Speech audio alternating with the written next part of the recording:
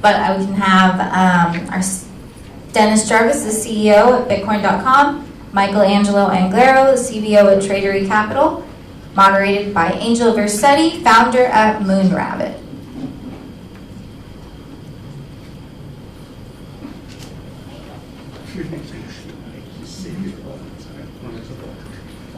I wish I knew some jokes. I wish I had a stand-up routine.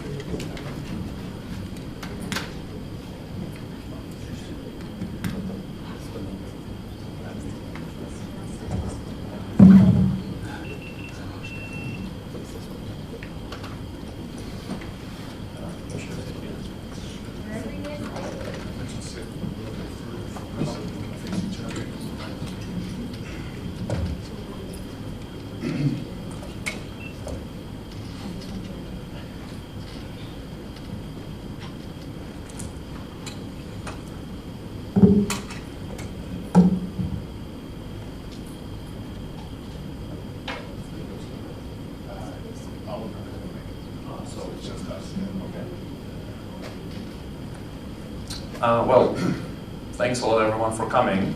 So I'm happy to sit in for all. Oh, excellent. You're gonna, okay. Are you going, Would you like to be moderator or would you like to be panelist? as you wish, I mean, As you wish. well, I think you're more suitable to be a Michael, why moderator, don't you right? moderate? So Yeah, we okay, can- you can swap All right. our Yeah, roles. Perfect. Oh. I hate having small panels because it becomes a ping pong match.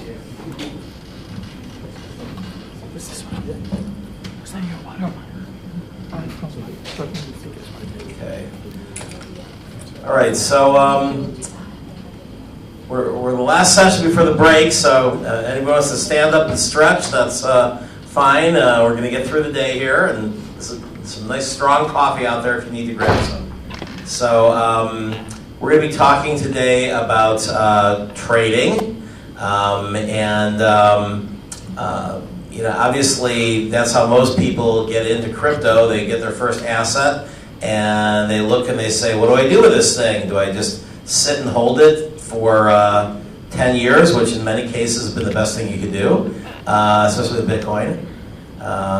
Imagine if Charlie Shrum took all those $400 a week paychecks that were 400 Bitcoin and just like, well, one less loaf of bread every week. So good returns, which are completely feasible if you're trading high liquidity assets like Bitcoin or Ethereum.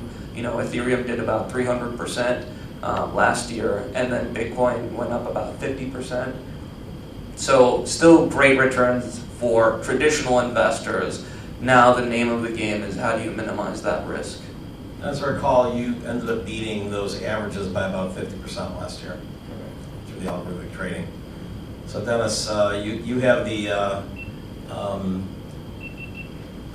pleasure of working with one of the icons in the industry on a daily basis. Roger Ver was mentioned several times this morning in terms of his role as the ultimate angel in funding some of the largest and most important companies in the space. And then I followed in the early days him getting Bitcoin.com and fighting for it and leasing it out and then getting it back and then coming up with the models. And then, of course, everything he's done with Bitcoin Cash.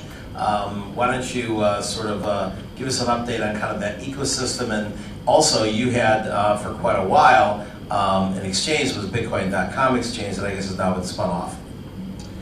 Yeah, thank you. Yeah, Roger is a prolific investor. I like to think Bitcoin.com is his favorite investment. But we are a self-custody app, multi-chain for millions of users who use the Bitcoin.com app to buy, sell, spend, trade, invest in crypto. And we are a natural destination, I think, for many people, beginners to the space, who may start their search for crypto education with just the word Bitcoin in their Google search bar. So that brings them to us, and then we help educate and introduce retail traders to the world of crypto. And it started with Bitcoin back in 2015 and expanded to Bitcoin Cash. And in 2017, we now have Ethereum and all ERC20 tokens in the app, and we're rolling out more and more chains because we think the future for retail trading of crypto is about giving users access and choice to the assets that they have heard about or want to trade or invest in, and also low fee. So I think that that's very important, whether you're covering fees for retail traders or you're offering them on-chain transactions that are very low fee to start with. We think the combination of choice and low fee access to crypto is very important, especially for beginners in this space. So the move from having an exchange, a CeFi exchange, to having a multifunctional wallet, obviously, so you're now more in competition, or at least closest to someone like an Abra or like an Edge wallet or a blockchain.com, which was also an early Roger investment. Where do you fit in sort of that Sure, and sector? now we can add to that list, like Robinhood, has just announced that they're going to have a self-custody Web3 wallet later this year. So it's a huge entrant into the space. The Coinbase self-custody wallet as well, Trust Wallet. So the wallet space is certainly heating up. Maybe it's similar to the browser wars of 20 years ago, but this is definitely a space where you have the opportunity to give access to millions and millions of people to the world of crypto, and a lot of people see that opportunity. And having run a centralized exchange and now having a decentralized wallet, how do DEXs fit in? Are you basically going to be working with most DEXs, or sort of maybe launching your own within the wallet ecosystem, or both? Yeah, we have a partner centralized exchange, which some of our users use for centralized trading services, although they're beginners, so like many people are just interested in doing swaps in the app. As for DEX, we've launched our own DEX now. It's called the Verse DEX. It has the name of the same name as the token that we are launching later this summer, called Verse, which is a rewards token similar to the way that CRO and Crypto.com has a rewards token for incentivizing users to use all the different services that an ecosystem platform like Bitcoin.com has. So like Uniswap and SushiSwap and 1inch, people should use the Verse and they might get an airdrop? Yeah, that they might. And Verse DEX launched on one chain, on Smart BCH chain earlier this year as sort of our pilot chain, but we're going to be launching this DEX on all the chains that we support, just to give people the most choice that we can, and the lowest fee access to trades that we can. So, I was to say, in a bear market, you raised, what was it, about 20 or 30 million to fund that? Yeah, we raised 33.6 million in a private round for Verse last month. So thank you. Congratulations. Okay, and Angelo, I know you from Moonrabbit, and so tell me a little bit about where your role in this trading ecosystem is. Well, within Moonrabbit, it's a Web3 protocol designed to help the life extension technology. So it's actually not related to trading too much, but we do have a fund based in Monaco that actually is a multi-strategy fund. We used to trade a lot more in the past when there were massive opportunities in the market, even basic arbitrage or just massive inefficiencies that could be very profitable. Information asymmetry could be played really well. So the best trading kind of activities we had in terms of profit making were years ago. I've been in crypto for about 9 years now, so we've done everything there is to do in crypto. But over the past few years, I would say since, I guess, 2018, 2019, the trading sector in crypto has become very professionalized. And some of the most serious teams from Wall Street, they entered this space with all of their professional, AI, bots, massive teams with, information flows and so on. So it's become a lot more concentrated. So yeah, it's, we actually did lose a lot of money too on trading, even then when, everything made sense. Of course, it's not a secret that a lot of exchanges, they do trade against their customers. It's been well explored in the industry. So we realized actually we have to change our attitude from short-term trading to just actually focus on sort of acquiring those assets where we believe in them long-term and just help the companies grow. So that's sort of more of a venture, kind of angel venture strategy as opposed to algorithmic trading.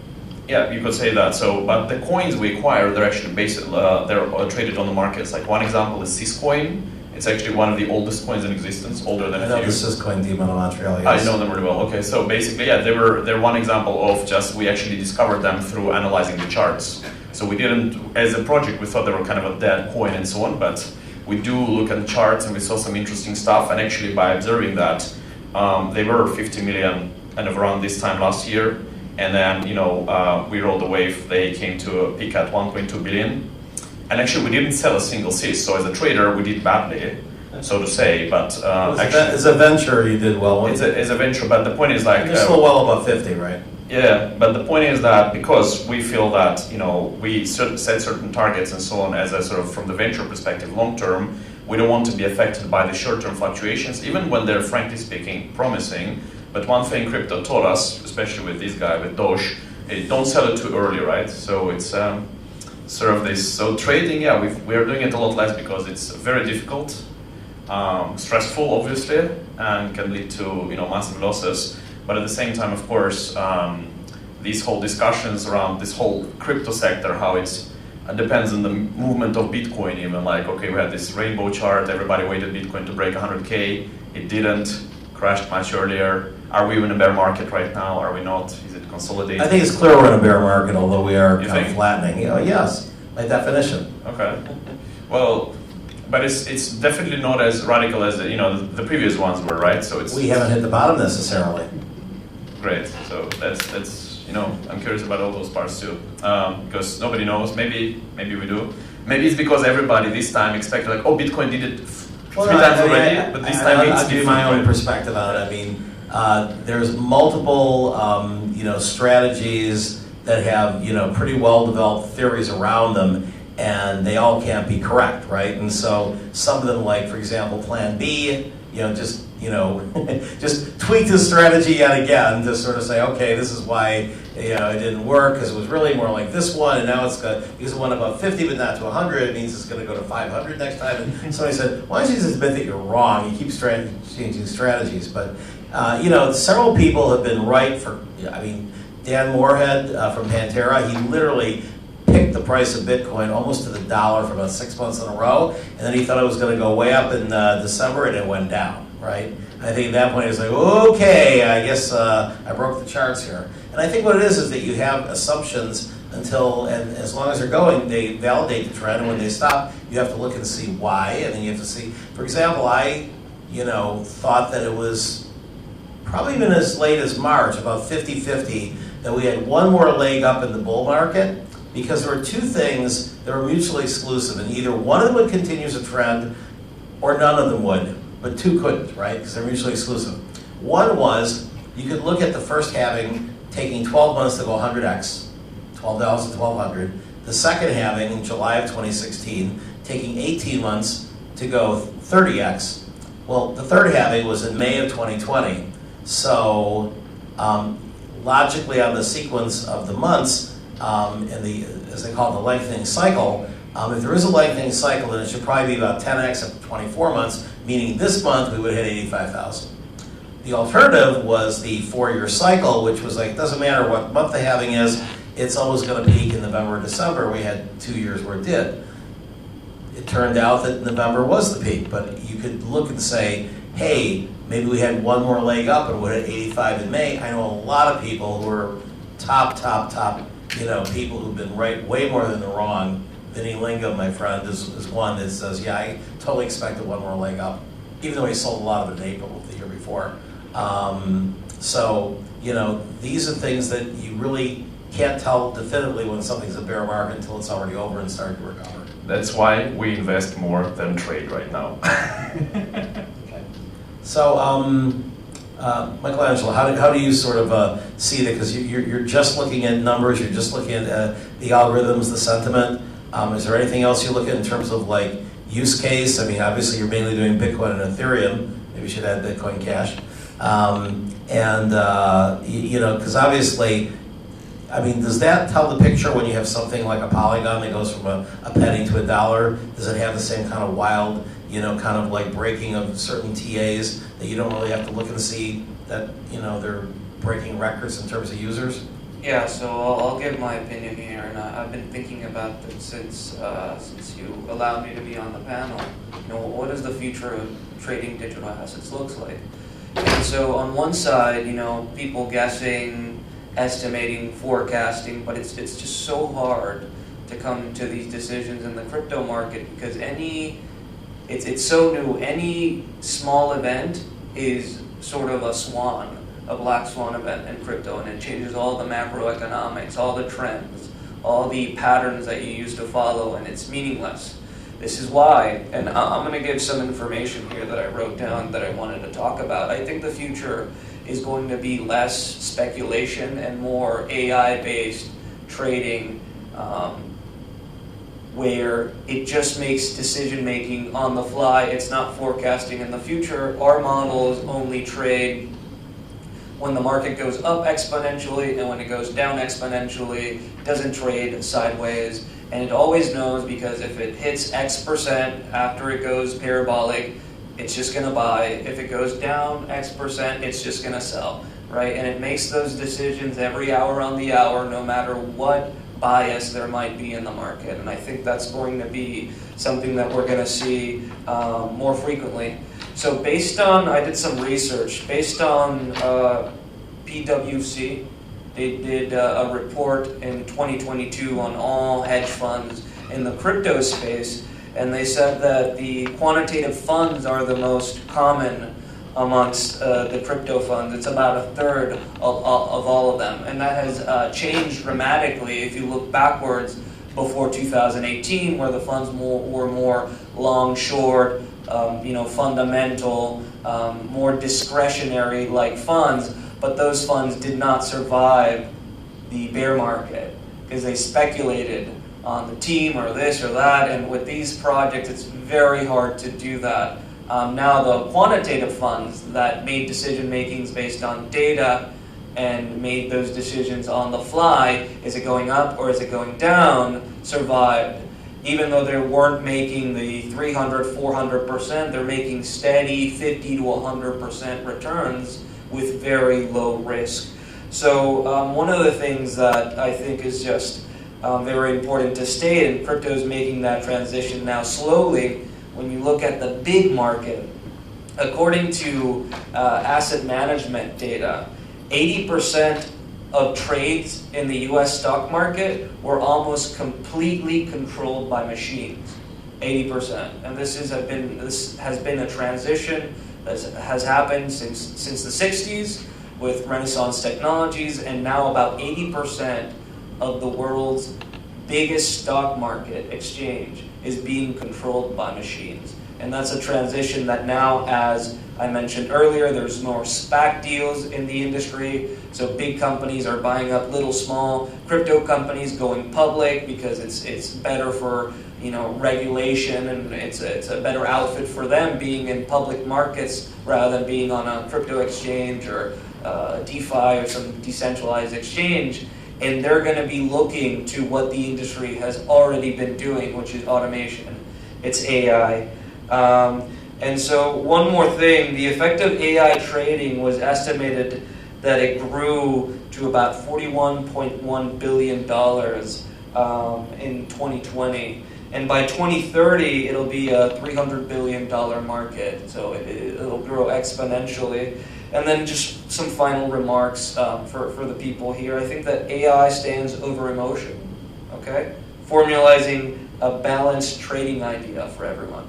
So I think that's, in my personal opinion, I think we're going to see more public companies coming in the industry going forward. I think people are going to be trading in public markets, as in, if you buy MicroStrategies, in a way you are buying Bitcoin by proxy because they have such a big Bitcoin exposure in their balance sheet. If you buy Coinbase or any other company, out of the 10 companies that did mergers and acquisitions last year, they were all owned by big US companies from the stock market, which is very interesting. Why are these companies buying small crypto companies and making them go public? So that transition says a lot.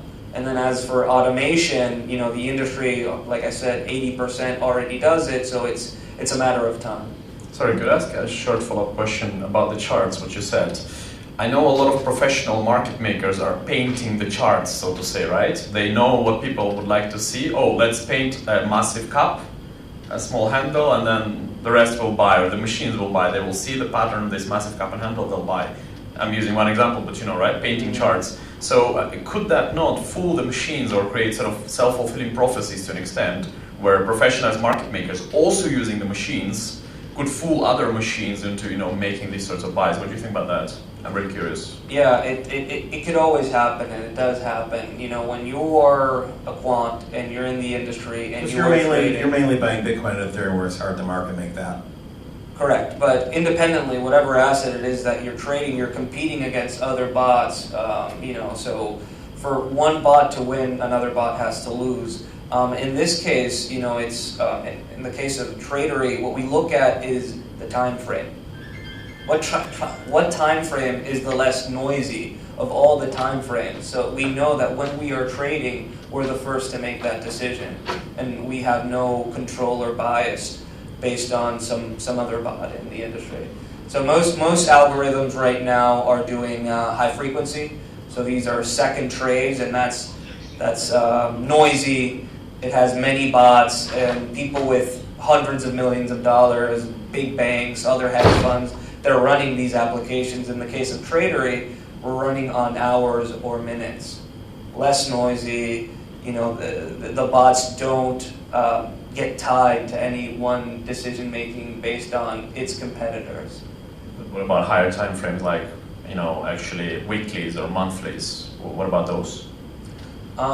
Those are good as well. I would say those are really good, because I think that when you talk about automation in crypto specifically, trading the sideways market, which is a big chunk of the time frame, like we have one big upwards momentum and one big downwards momentum, but everything in between, this could be months, this could be years, it's just sideways. It's very choppy sideways. So if you have models that are trading in longer periods of time, they're more efficient because they are avoiding risk. They're avoiding going in and out in sideways markets and losing on fees.